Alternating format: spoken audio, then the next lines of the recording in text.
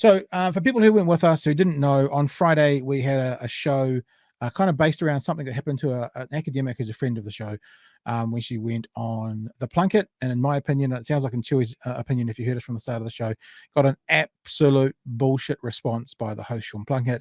A response that, to be honest, if there was a broadcasting standards, it would have been abysmal. If he wasn't the boss himself, he would have been in the boss's office. It was atrocious. There is no question about that. And apart from that, it was just fucking rude. You know what I mean? It's like you bring someone on, you make a phone call, and you put them live on air, and then you berate them. You know, you give them a couple of, let's be honest, you give them a couple of 90 seconds things to answer, but then other than that, you're berating them and you're jumping on top of them. For anyone to go, oh, it wasn't bullying, you don't know what bullying is if you think it wasn't bullying. He could have done exactly the same thing without calling her.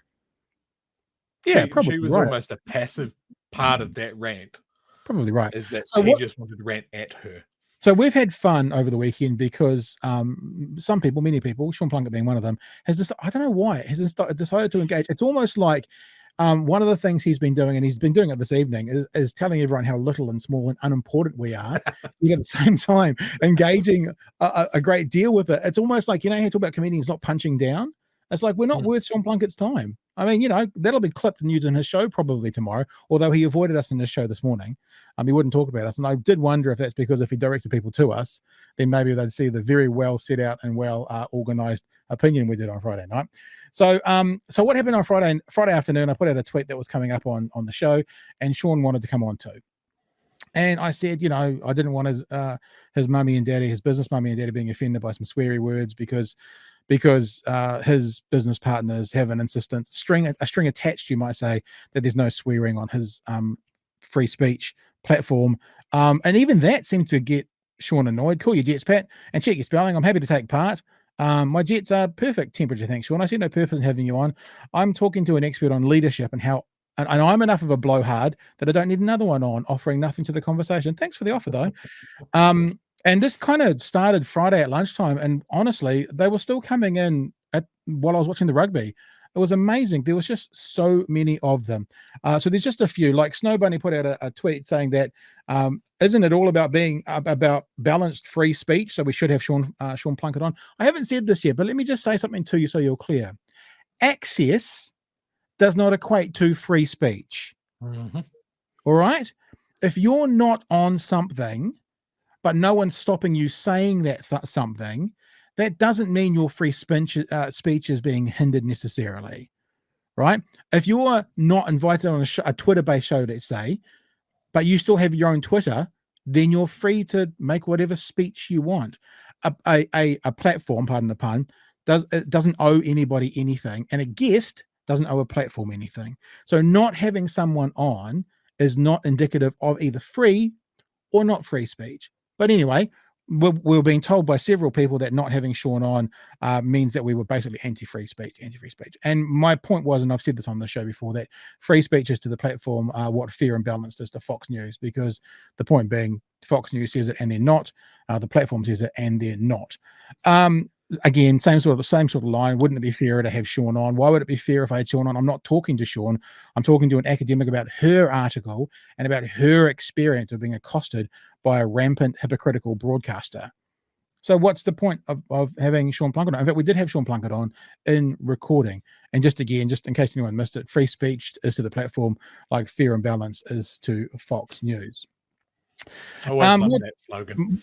Oh, there you go. More tweets that have been going on. Why not get on Sean as well? That was the same sort of one. We can probably skip that, but it's the same. Make sure you better talk about, this is the thing that's always great about people who come in for one episode. You better talk about Nanai Mahuta as well. I did like the hashtag though, because we do share our shit, and theirs was share our bullshit, which I thought was quite clever.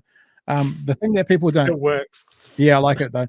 The thing that people don't realize if they join a show or whatever for, this was I'm asking, you know, maybe again, maybe the same time. Come on, please, come on. Is that we criticize Labor a lot, a lot. In fact, I mean, we didn't really get into it with David tonight, but their performance around COVID and stuff has been atrocious in the last 6 months. A lot. And we have talked about Nanai Mahuta and her hypocrisy of, you know, calling out Roe versus Wade when she voted against taking abortion out of the Criminal Act twice. We've done it. We Yeah. have talked about the Greens being focused on perhaps the wrong issue at the wrong time. It's we're we're political animals. We just look at everything. Yeah. And I think if you've watched us, then you know that we lean left, but we also bloody well enjoy playing devil's advocate. Well, I did. So You said that last time. I want to say something true. I don't play devil's advocate. That's me personally, right? And I don't, and I know that I don't because I know I've done it when I was broadcasting. I did it once, and I can even tell you when I did it because that's how irregularly I do it. okay. I won't play. I will unless we're using different words for the same thing. I think of devil's advocate as taking a contrarian position for the sake of it. I won't do that. But what I will say is the other side would say this. But I won't say, well, what about this, and take that position because Oh yeah. because, No, and I I mean, get it. we might be splitting hairs, and I can tell you when I was working in Talkback, just so Plunkett knows as a professional broadcaster, because apparently he said I'm not one, I've never been one. I did one when Robbie Deans went to Australia, and that's why I can remember because I only ever did it once. I took up a position that I thought it was atrocious, and I couldn't give a rat's ass that he went to Australia to coach the Wallabies. Didn't, but good on him. It's a job.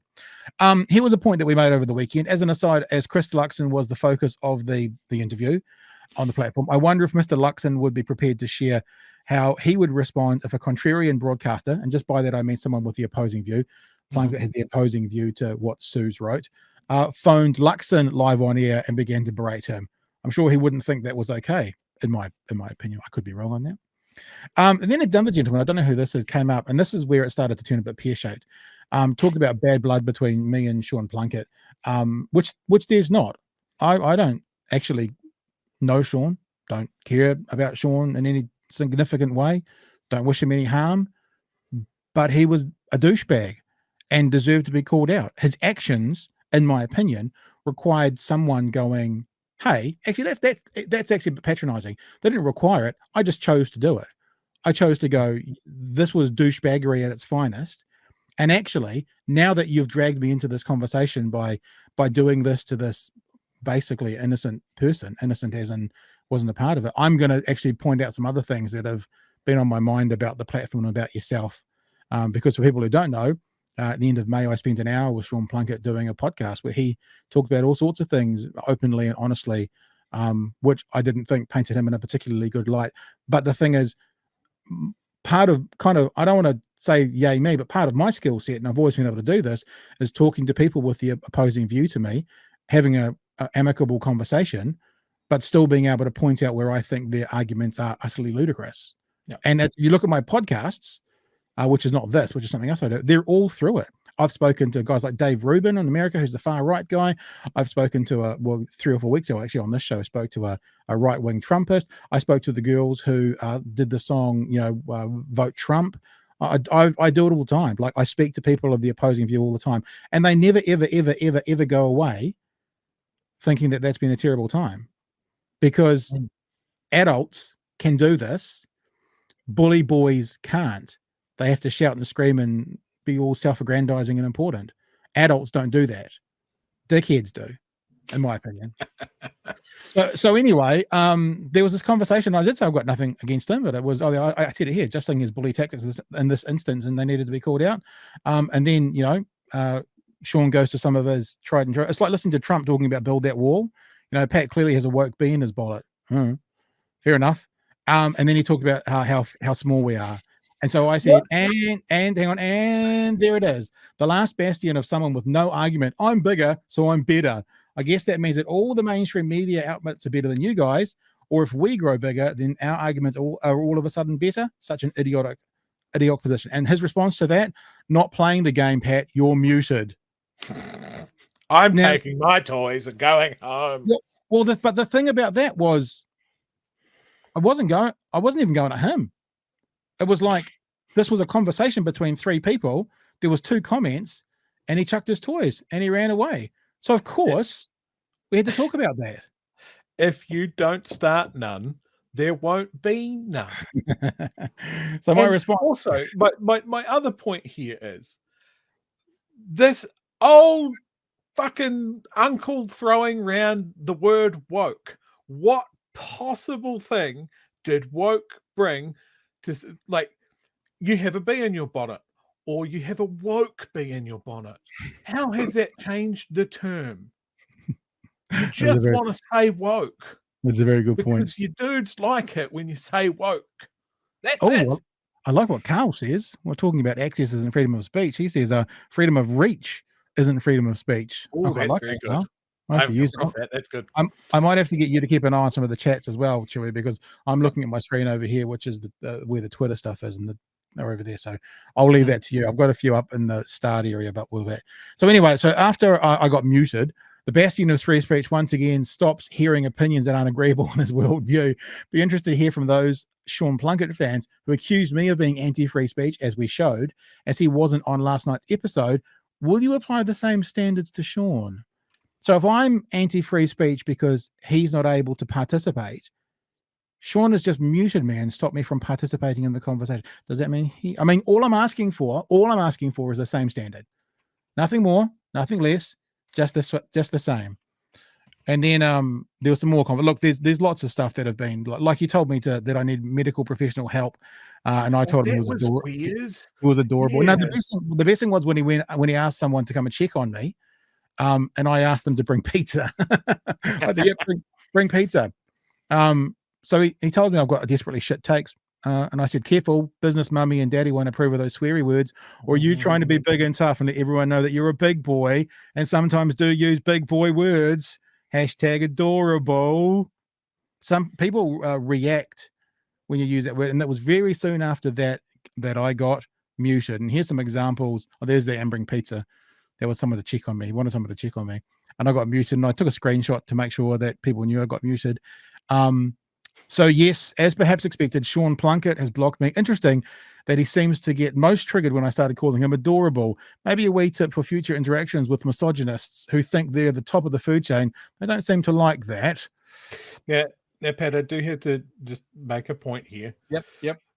All of this is in good fun. But that's for me. It's not victimless, and I think we're all brushing over someone that hasn't had a fair amount of consideration given to them.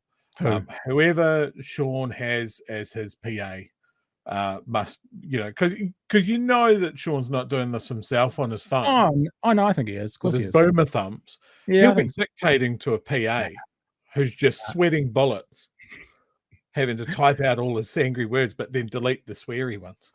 So then I actually think I made a point. I think, Joey, I made a point, and I'm not sure about this. And it's this. So this is after I've been blocked. Funny how all these self-proclaimed tough guys are so thin-skinned. Honestly, someone go back through my Twitter feed of the last 24 hours and see anything I said that was offensive to Sean Plunkett, as in disgustingly mean, nasty, and dirty. Teasing. Yeah, I'd be interested in knowing what it is, or is he really just a snowflake? Now, my favorite tweet from the weekend, I couldn't find. It's in there somewhere. There's so many of them, but I can pretty much remember it. So it was like this. I don't have much of a science mind, but I think I've learned today that it doesn't take much of an increase in temperature for snowflakes to melt.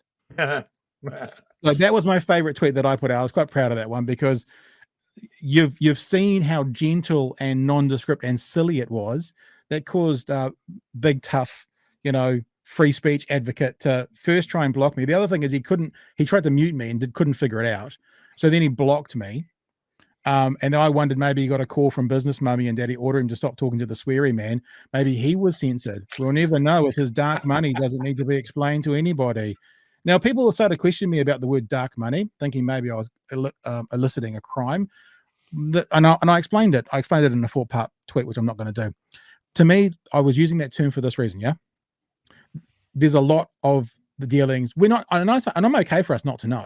We're not entitled to know because it's a private business deal, right? You're not going to know about the clients I have in Dunedin and what the private business deal is, which means we have to trust what we're being told are the conditions of the money. Therefore, there's a lot of the dealings that are in the shadows. We just don't know. We can't see. We're not seeing them. Behind closed doors, in the shadows, dark money. That's how I was using it. So it's clear to all his fans, I didn't block Sean Plunkett, yet he blocked me. So following your logic from last night, he is anti-speech and I am pro. He bailed and I'm still here talking. Is this what we established yesterday? ? Snowflake, #snowflake. Hashtag Big Hairy News, BHN. I think I've got a couple more there. Maybe I've done. Have I made my point? Oh no, because he unblocked me. Seems I'm now unblocked by Sean Plunkett. Maybe my sweet, precious, adorable boy just couldn't stay away. Sorry. And this is you, Ghost Inferno, because we were doing best mates. We're best friends because we were both blocked by Sean Plunkett. We were squad. Yeah. We were the squad. So I said, sorry, Chewy, but I've been kicked back into the club. Sean Plunkett loves Pat Brittenden. Yeah. Yeah, so that's pretty much the sum total of it. And then this was another point that I made, and we showed video of this. Remember, people, when you hear Sean Plunkett use the word woke, what he has told me, it means if I disagree with you, you're woke. And so when I had a definitive answer from him, absolutely. Yeah. What's this last one? Funny that Sean Plunkett ran away and blocked me. I wonder if part of it was I'm not female, that he feels entitled to shout down, or maybe some of the perspectives we're sharing about Platform New Zealand and their dark money were a bit too close to the bone. Hashtag BHN, hashtag Snowflake. And then just to know, this is when I knew he had unblocked me. Some people have said a fairly transphobic statement from Sean Plunkett. Some people asking me if I identify as a female. So, but you know, I personally am not going there myself, but some people. So then we went into this other stage, and this came out during the day that we were talking about what we were going to say. I was telling people if they tune in, they'll find out what's going to happen. And he said, really looking forward to airing the highlights of this in my Monday show. Oh, that sounds good.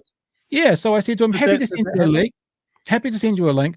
If I can help an aging broadcast with 5 minutes of content, I'm more than happy. You may have to bleep the sweary words though for business mummy and daddy, just a heads up. So that was interesting.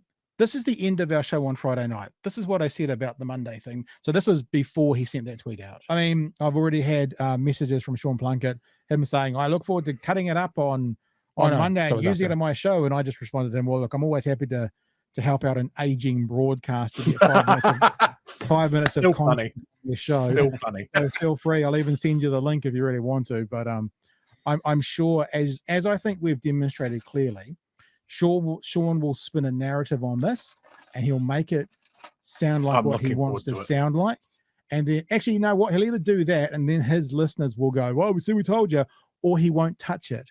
Because actually, if you watch this whole thing, as we've proved with no one responding, there ain't too many holes. Right. So, dun, dun, dun. What happened as I try and carefully control my stuff because we don't have a big, massive team behind glass walls. This is what happened this morning. This was our cut up mention. Are you ready for it? How do I? Survey says. I'm having trouble. Where's the play button on this thing? Why isn't it playing? I don't want to. It's a very slick website that doesn't work. Oh, there it is. There, because right underneath the thing. Here we go. Oh, this is giving me grief. Play. It's a quick update. There we go. On that first official complaint we got Friday. Thousands of you have watched the interview, and I would have to say that generally you thought that we weren't particularly mean to Suze Wilson. Suze Wilson, though, I wanted to go back and look at previous articles she'd written. A lot of people sent me previous articles she'd written. There seems to be a common theme in all of Suze Wilson, leadership guru from Massey University's articles, and that is they all think all these articles suggest that Jacinda Ardern is wonderful. Anyone who doesn't like Jacinda Ardern is a misogynist. And, well, that's basically it. And National Party, evil, evil, evil. That is fundamentally the editorial or creative sort of range of Dr. Suze Wilson from Massey University. Look, management did consider her complaint over the weekend. Had a couple of beers Friday night. Thought, nah. So, Suze, I don't know what you're going to do. You could complain again. But the easiest way to complain on the platform is you ring 0800 33 2283 and you have it out with us. We could put it through the appeals process. Oh, yeah, okay. That just means more beers next Friday night. Or like, okay, we'll put it through the appeals process.